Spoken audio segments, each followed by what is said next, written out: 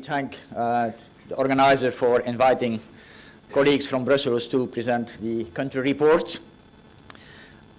It's a pleasure to be here.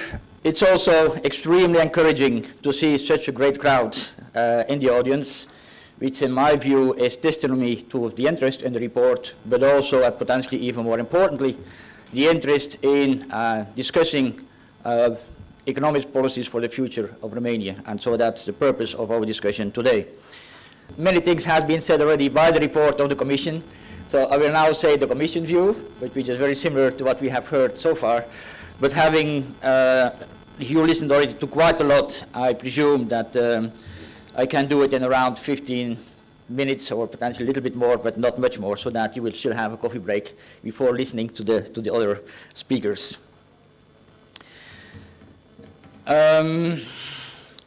This is the second year that the Commission produces a country report for Romania.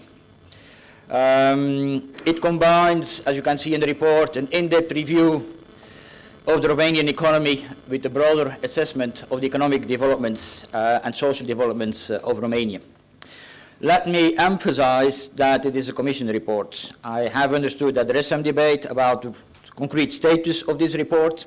It's a report which has been prepared over several weeks and months by numerous officials in the Commission under close supervision of the Commissioner for Economic Affairs, Commissioner Moscovici, as well as the Vice President Dombrovskis. This report is basic input for the College decision of yesterday, in which then the Commission, on the basis, the College, on the basis of the findings of the report, certainly on the in-depth reviews, then identifies and concludes whether there is no balance, an imbalance, excessive balance, or whatever. So just to clarify the status of the report and its collective effort with high political oversight within the Commission. The report includes, as indicated, also progress of addressing the 2015 country-specific recommendations. And so far, I have to say that progress has been limited in addressing the CSRs. So we certainly look forward to a significant progress in the next month, and certainly by May, when we have our adoption of the new vintage of CSRs. From what I've heard this morning, I'm very confident that the authorities, the government and the National Bank will find the report most useful. Again, I'm extremely encouraged by the assessment by the two previous speakers and their appreciation of the quality of the report and the usefulness of the report for their policy strategy going forward. So I'm confident, but I also expect that the report will contribute, as I indicated already, to the ongoing debate in Romania about growth, inclusive development, and convergence with the euro area members. In the report last year, it was concluded that Romania has macroeconomic imbalances, in particular due to medium-term risk of imbalances in external positions and in competitiveness. So the 2016 Alert Mechanism report, which the Commission adopted in November, initiated the fifth cycle of the macro imbalances procedure and the second one for Romania. As indicated in the slide here, which gives you the structure of the report of the in-depth review, we focuses on three areas. It first examines recent developments in external sector and competitiveness. Second, it assesses the challenges faced by the financial sector.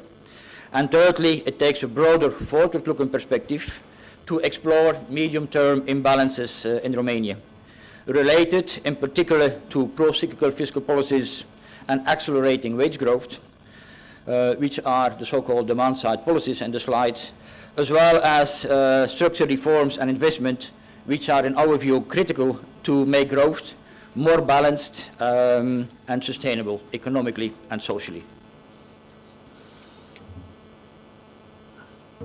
So let me start with what we call the scene setter, which highlights the macroeconomic environment in which we assess the imbalances past, current and future. As already indicated by previous speaker, economic growth in Romania has been strong over the last 3 years. Since 2013, annual growth has exceeded 3% of growth. And by this, Romania was certainly among the top performers in the EU. We also see that the base for economic growth is broadening, with the drivers of growth switching gradually from net exports to domestic demand. And indeed, we see that domestic demand, which was affected quite strongly by the crisis, has now recovered and is now robust and set the scene for growth above potential this year and next. In fact, according to our estimates, the output gap, the so-called output gap, the difference between actual and potential growth, is being closed, and as of next year, we would have potentially a positive output gap. Fiscal stimuli are expected to boost growth of real GDP in 2016 and 17. These measures, combined with accelerating wage growth, will add further pressure on already robust demand, and we'll come back to this later on. At the same time, policy measures on the supply side of the economy, such as investment, innovation and infrastructure, or improvements to the business cycle, remains relatively limited today. So in anticipating the conclusion, the last part, the supply side reforms, are the key elements that we would like to see addressed in the next months, together with the emerging risk, of course, but certainly the supply side measures will be key to lift growth, actual and potential in Romania. The current account has narrowed significantly, and net international positions has improved. We also see that the labor market has improved a lot. Not much has been said about this today. But unemployment is hovering around 7%, but there are a number of structural problems still in the labor market. Inflation has already been referred to by the Vice Governor, has fallen to a historical low in Romania. This is basically due to two factors. First, very sharp fall in global inflation, but also, and potentially even more importantly, policy-induced measures on the fiscal side. I refer here to cuts in VAT and excise duties, which certainly has a temporary lowering of the inflation, but according to our estimates and forecasts, the inflation would gradually return to the official band of 2.5 plus or minus 1 as of 2017. So let me zoom in a little bit on the three imbalances that we have analyzed, and starting with the current account. As indicated here in the slide, we can see, and referred to by the Minister as well, that the current account has improved quite significantly. And according to our analysis, which is, as I indicated, it's similar to what the Minister has indicated, it's basically of a structural nature. So we really see that imports has coming down quite importantly, but we also think that going forward, even if we may see a kind of a small increase in the deficit in current account over the next years, we do think that Romania has succeeded in a structural improvement of its current account. Let's move to the net international position, which is negative. It's a negative of around minus 54% of GDP. This is still on the high side. It's not the highest. There are countries in the region which have close to 100% of net international investment positions. Nevertheless, it's relatively high. It's also not unusual for a catching up economy to have more investment coming into the country than outside. So that is all well understood. Nevertheless, and it has been improving since 2012, but as indicated in the slides here, the composition of the net international position reveals a relatively high share of volatile sources of financing. Means that whilst inward foreign direct investment flows have been gradually recovering since 2011, Romania is still missing out on potential gains from higher FDI. So that's already referred to by other speakers, but FDI in the region certainly, or in Romania, could certainly be higher. Having said all of this, the main risk to the net international position of Romania arises from shocks to growth and inflation, and the stimulus to domestic demand, if not matched by supply increasing measures, could boost import growth and lead to higher trade balance deficits again, which would then again lead to higher increases and deterioration in the net international position. So it's improving, but there are still risks surrounding the net international position of Romania. Romania has one of the highest growth in export market share in the EU between 2010 and 2014, which is certainly a major performance. This has been associated with contained unit labor cost. And looking forward, however, pressures may surface if the current acceleration of growth is sustained and if it outpaces productivity growth. As I already referred to, since late last year and also going forward, we forecast quite high increases in wages, and given low or negative inflation, it means very strong real wage increases in the economy, so much above productivity growth, and that could certainly lead to a deterioration again in unit labor costs and into the real effective exchange rate of the economy. Apart from cost competitiveness, equally, if not more important, is non-cost competitiveness, as you can see in the slide here, where we also indicate the share of high-tech products in the exports of the countries. And you can see here on the black or the blue line of Romania, Romania is one of the lowest on the graph in terms of the value added, which is one of the issues that we are concerned with, certainly in a dynamic setting, that Romania competes on prices rather than on quality. And to make a transition to a higher value added economy, Romania needs to invest much more in R&D, which is one of the lowest in the EU, which is somewhat remarkable for a catching up economy. It also has to improve its business environment. It has to address the scarcity of highly qualified workers, which is the whole agenda for education, upgrade the transport infrastructure, and improve its regulatory framework and public administration. Furthermore, as indicated in the slide, access to credit for SMEs is difficult, and support for knowledge-based startups and product development is still at an early stage in Romania.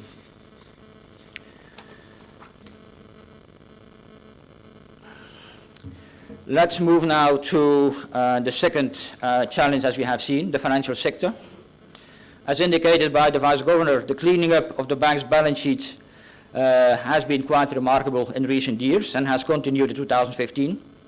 The ratio of non-performing loans has decreased significantly, and the banking sector had returned to profitability in 2015 after quite a strong deterioration in 2014 for the reasons already explained. The asset quality review and the stress test of the banking sector, which was launched in 2015, will further strengthen market confidence and enhance the central bank's capacity to cope with shocks from potential deterioration in the macro environment. We are looking forward to the outcome of the exercise, and we certainly stand ready to contribute to that exercise.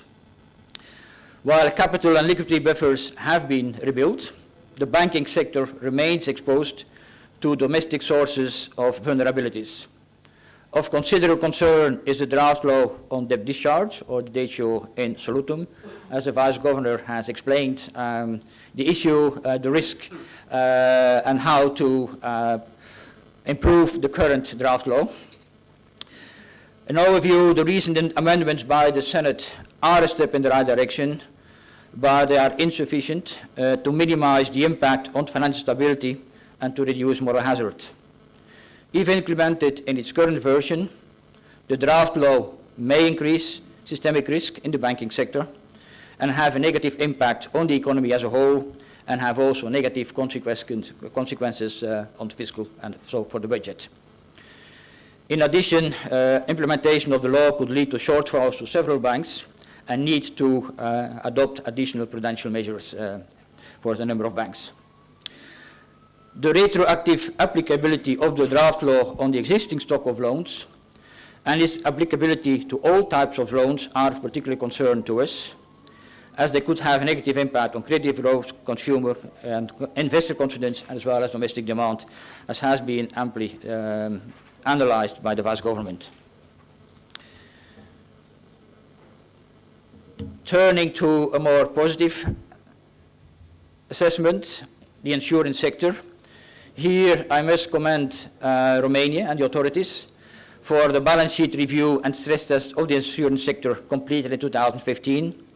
This was a major achievement, and it was the first exercise of this type in the EU, so it was certainly a primer and an innovation with best practice for a number of countries in the EU. It revealed several differences which required corrective measures, but as a result of the exercise, the insurance sector is now stronger, although it remains to be done, much remains to be done to prepare it for the requirements under Solvency II. Let me move to the last part, the third part on the medium-term risks to imbalances. As already indicated, stronger growth in 2015 was further reinforced by tax cuts as well as public wage increases. Additional expenditure fiscal measures were enacted for 2016 and 17, normally a cut in the standard VAT rate by 5 percentage points and further public wage increases. We have a number of comments on these measures. First, these measures were decided in a relatively ad hoc manner and approved without due consideration to their budgetary impact.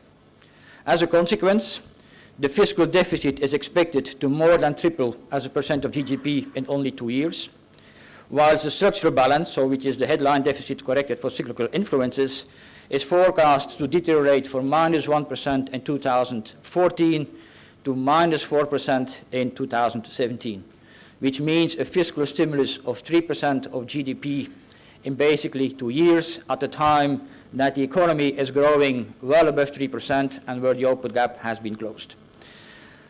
This strong pro-cyclical fiscal loosening undermines the budgetary consolidation efforts achieved over the last number of years. They also indicate that the fiscal framework has not been effectively applied, and that the national and European rules essential for fiscal sustainability have often not been implemented. At the same time, potential growth is constrained by multiple factors. Potential growth, as we estimated at this moment, is around 2.5%, which is very low for a catching up economy, and certainly compares badly with 3.5% over the period mid-90s to the crisis, and even with the 6%, but it was a little bit inflated in the 5 years before the crisis. But nevertheless, a 2.5% potential growth, even if it is higher than the EU average, is well below what a country as Romania, given its living standards and the gap with the production frontier in the EU and even in the US, would certainly be much better in terms of potential growth. So what are these barriers? So what we see a number of factors. They include, as indicated in the slide, inefficient public investment, planning and coordination. 2, low EU funds absorption. 3, an unfavorable business environment. 4, low research and development intensity. And 5, protected structural reforms, including of state-owned enterprises.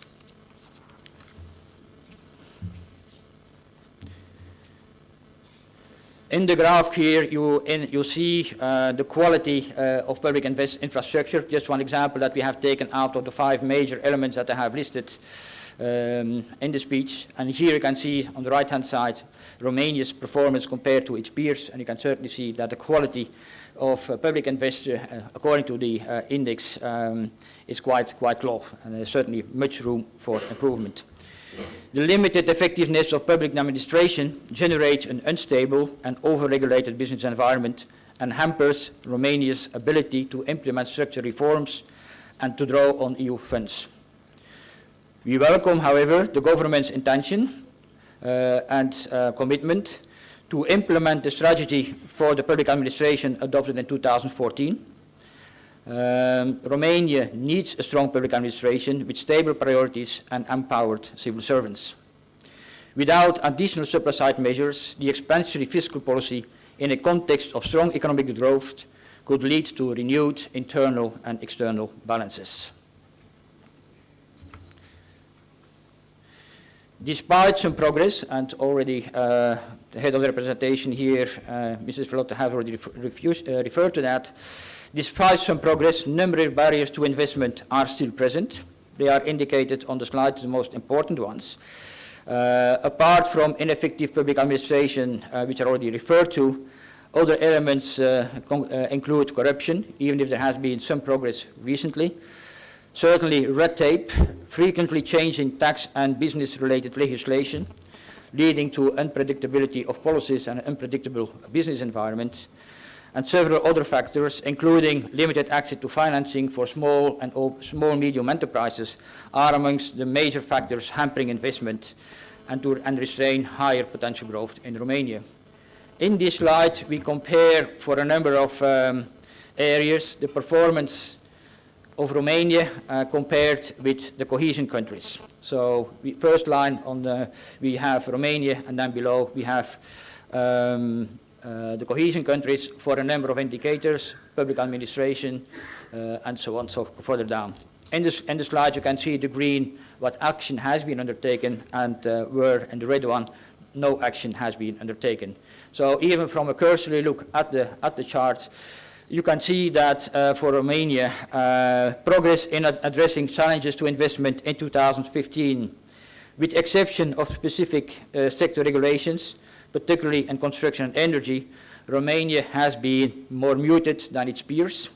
And that is particularly true for the areas of public administration and the business environment. So the two areas which in our view are key to improve entrepreneurship and investment, and having a much more dynamic economy, also much stronger export basis in the economy. So let me conclude. So I hope I'm not being too long.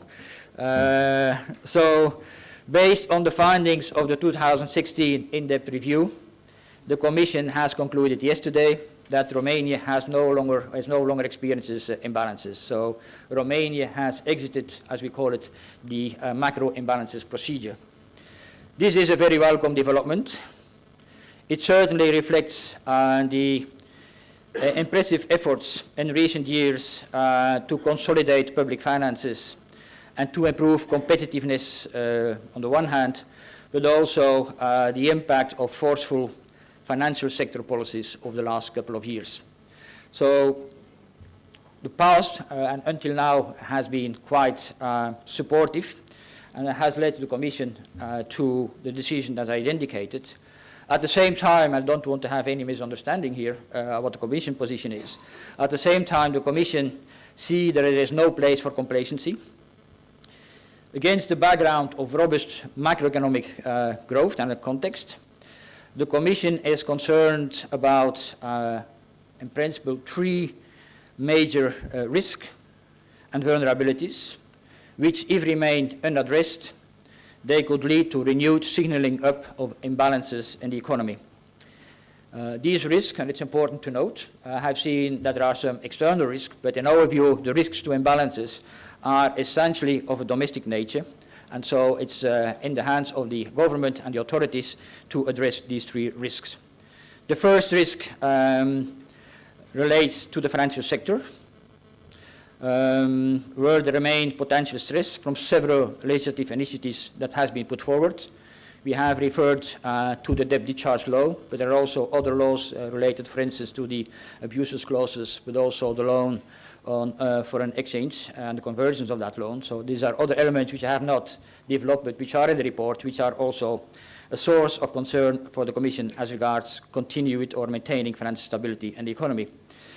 The second is as a result of pro-cyclical fiscal policies and strong wage growth, we see that the economy is growing above potential, and we do think that fiscal discipline needs to be maintained, if not restored, as soon as possible, implying a reversal of the current fiscal stance.